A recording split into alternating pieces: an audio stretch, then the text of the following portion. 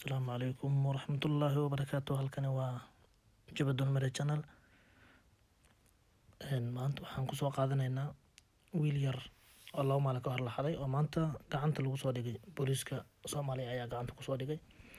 booliiska ayaa gacanta ku soo dhigay gabar xaday wiil yar oo dhalnaa in ka yar 24 saacadood isbitaalka SOS magaalada Muqdisho iyada iyo wiilkaba.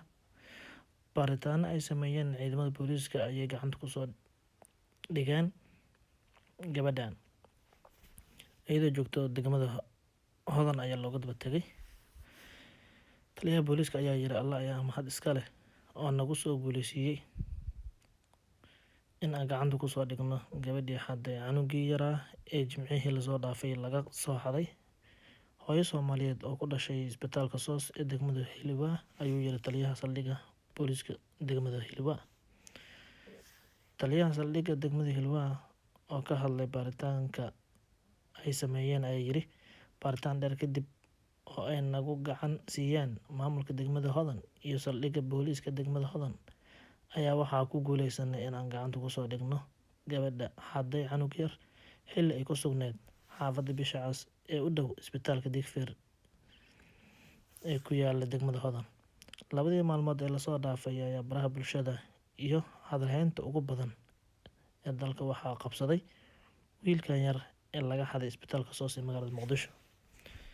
ayeeyada la joogtay ee markaas TV-da laga daawaday ayaa tiri waan ku faraxsanahay cuntona macaan laba maalmood la soo dhaafay.